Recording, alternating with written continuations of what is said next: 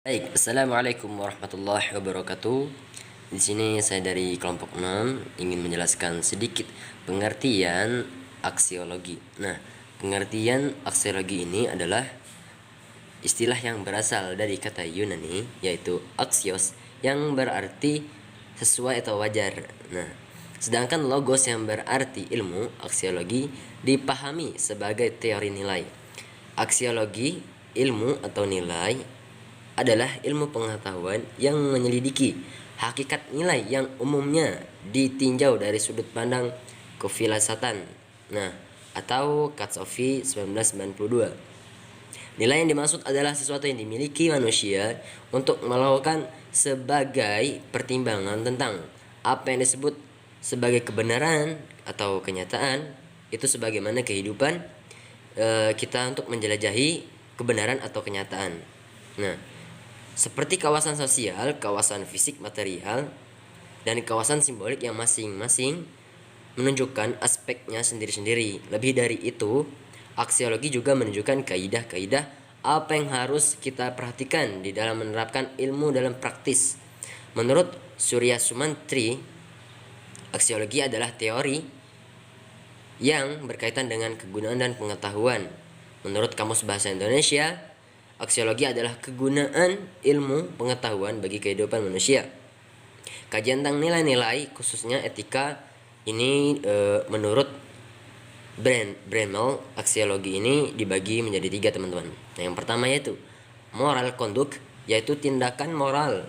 Bidang ini melahirkan disiplin khusus yaitu etiait. Dan yang kedua yaitu estesis expression, yaitu ekspresi keindahan. Bidang ini melahirkan keindahan, teman-teman.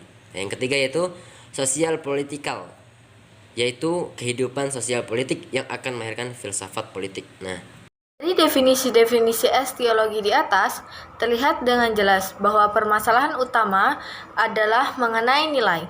Nilai yang dimaksud adalah suatu yang dimiliki manusia untuk melakukan berbagai pertimbangan tentang uang dan waktu. Nilai-nilai tersebut merupakan eksistensi logis dan dapat diketahui melalui akal. Dan yang ketiga, objektivisme metafisik, yaitu nilai merupakan unsur objektif yang menyusun kenyataan. Yang selanjutnya adalah B. Fungsi aksiologi. Aksiologi ilmu pengetahuan sebagai strategi untuk mengantisipasi perkembangan dan teknologi (IPTEK) tetap berjalan pada jalur kemanusiaan. Oleh karena itu, daya kerja aksiologi antara lain, yang pertama adalah menjaga dan memberi arah agar proses keilmuan menemukan kebenaran yang hakiki. Yang kedua adalah dalam pemilihan objek penelaahan dapat dilakukan secara etis, tidak mengubah kodrat manusia dan tidak merendahkan martabat manusia. Yang ketiga adalah pengembangan ilmu pengetahuan diarahkan untuk dapat meningkatkan taraf hidup yang memperhatikan kodrat dan martabat manusia serta memberikan keseimbangan alam lewat pemanfaatan ilmu. Baiklah, yang selanjutnya adalah C. Pendekatan-pendekatan dalam aksiologi. Pendekatan-pendekatan dalam aksiologi dapat dijawab dengan 3 macam cara, yaitu A. Nilai sepenuhnya berhakikat subjektif. Ditinjau dari sudut pandang ini, nilai-nilai merupakan reaksi-reaksi yang diberikan oleh manusia sebagai pelaku dan keberadaannya tergantung pada pengalaman-pengalaman mereka. B. Nilai-nilai merupakan kenyataan-kenyataan yang ditinjau dari segi ontologi namun tidak terdapat dalam ruang dan waktu. C. Nilai-nilai merupakan unsur-unsur objektif yang menyusun kenyataan.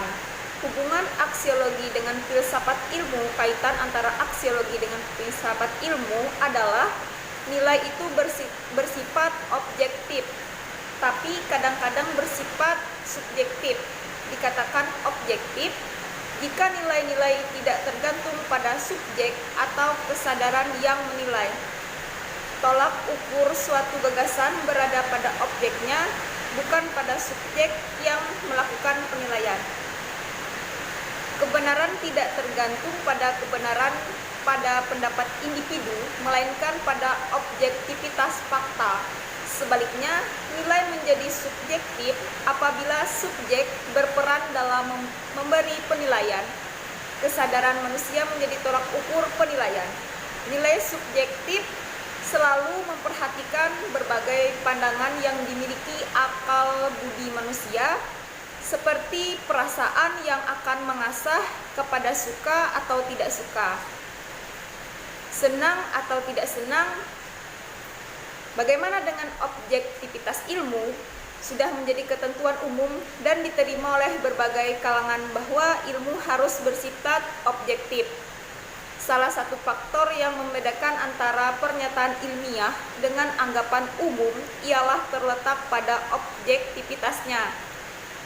Seorang ilmuwan harus melihat realitas empiris dengan mengesampingkan kesadaran yang bersifat ideologis, agama, dan budaya.